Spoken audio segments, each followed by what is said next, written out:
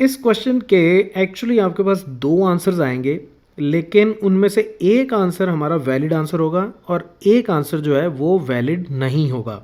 ऐसा क्यों होगा ये मैं अभी आपको यहाँ पे सॉल्व करके बताता हूँ। ये क्वेश्चन क्या कहता है, how many terms of the AP, तो ये AP सीरीज गिवन है 9, 17, 25 must be taken to give a sum of 636।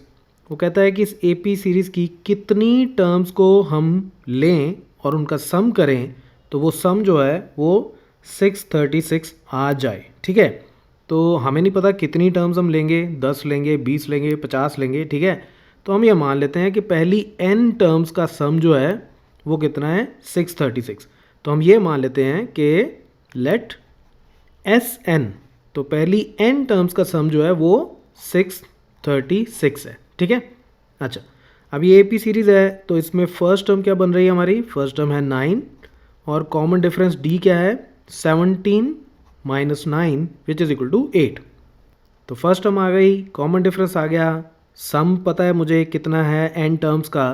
तो इसका मतलब ये फॉर्मूला लगा के जिसमें A पता हो मुझे, D पता हो मुझे, Sn की वैल्यू पता हो, तो वहाँ से मैं n की वैल्यू निकाल सकता हूँ। ठीक है, तो इसको मैं इस फॉर्मूले में डाल देता हूँ। तो Sn मेरे पास कितना है 636 इज इक्वल टू n/2, क्योंकि n मुझे निकालना है, 2 इंटू ए यानी कि 2 इंटू 9 प्लस n मुझे फाइंड आउट करना है और d कितना है, d है 8। ठीक है, तो ये कितना हो जाएगा, इनमें से अगर मैं 2 को बाहर निकालूँ तो 2 कैंसिल हो जाएगा, तो बाहर अगर मैं 2 निकाल लूँ 2n डिवाइडेड बाई 2 तो यहाँ सिर्फ 9 बच जाएगा और यहाँ बच जाएगा 4 इंटू n-1। ठीक है, दोनों टर्म्स में से मैंने 2 बाहर निकाल लिया, 2 कट गया तो ये हो जाएगा n इंटू 9 प्लस ये कितना हो गया 4n-4 which is equal to n into 4n plus 5। ठीक है, तो 4n प्लस 5 आ गया which is equal to 4n square plus 5n। तो 636 इतना हो गया, तो सबको एक साइड पे ले जाते हैं तो ये कितना बन जाएगा 4n square plus 5n minus 636 is equal to 0। तो ये मेरे पास एक क्वाड्रेटिक इक्वेशन आ गई।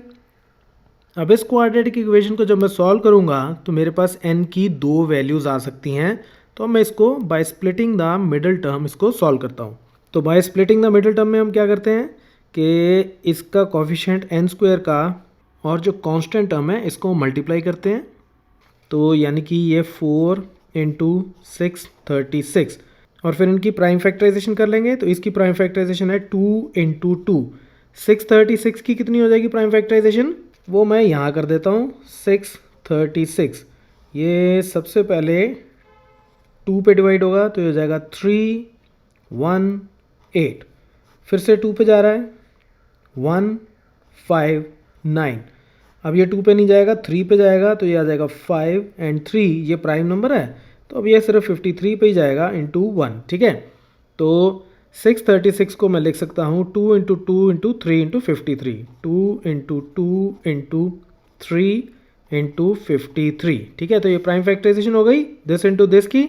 अब इसको मैं कैसे स्प्लिट करूँ कि मुझे 5 मिले। ठीक है, अब इसको मैं कैसे स्प्लिट करूँ कि मुझे 5 मिले, तो इन सब को एक साथ रख लो और इसको अलग रख लो। तो 2 into 2 is 4 into 2 is 8 into 2 is 16 into 3 48 और ये हो जाएगा 53। तो 53 माइनस 48 विल बी 5। ठीक है, तो इसका मतलब इसको मैं स्प्लिट कर सकता हूँ, ये हो जाएगा 4n square plus 53n minus 48n minus 636 is equal to 0। आप ऐसे करना चाहते हो by splitting the middle term वैसे कर लो, अगर आप क्वाड्रेटिक इक्वेशन के फॉर्मूला यूज़ करके करना चाहते हो वैसे कर लो, जैसे मर्जी कर लो, आपकी मर्जी है। मैंने bye splitting the middle term से इसको सॉल्व किया। ठीक है, तो अब ये इन दोनों में फर्दर पहली दोनों टर्म्स में मुझे पता है सिर्फ और सिर्फ n कॉमन है, तो यहाँ से n कॉमन आ गया, अंदर बच गया 4n प्लस 53 और इन दोनों टर्म्स में अगर आप देखोगे तो इन दोनों टर्म्स में -12 कॉमन आएगा और अंदर यहाँ पे भी बच जाएगा 4n और यहाँ बच जाएगा प्लस 53 इज इक्वल टू 0। ठीक है, और अब इन दोनों टर्म्स में क्या कॉमन है 4n प्लस 53, तो दिस इम्प्लाइज 4n प्लस 53, ये कॉमन आ गया, तो यहाँ क्या बच गया, यहाँ बच गया n और इधर बच गया -12 is equal to 0। Now this into this is equal to 0, तो अगर a into b is equal to 0 हो तो इसका मतलब होता है कि या तो a 0 है या b 0 है या दोनों भी 0 हो सकते हैं। तो सिमिलरली अगर this into this is equal to 0 है तो इसका मतलब ये है कि आइदर 4n प्लस 53 ये 0 होगा और n minus 12 is equal to 0 होगा। ठीक है, तो यहाँ से मेरे पास n कितना आ जाएगा, -53/4, और यहाँ से मेरे पास n आ जाएगा 12।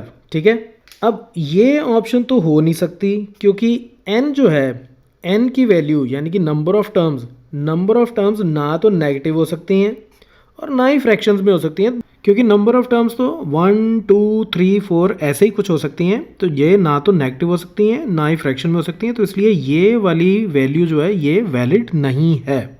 सो this means n is equal to 12 is our answer, right. तो यही मैं आपको शुरू में बोल रहा था कि इसके दो आंसर्स आएंगे आपके पास, लेकिन उनमें से एक आंसर वैलिड नहीं है और दूसरा आंसर वैलिड है, right. So that's it from this tutorial, keep watching मैथमाफिया।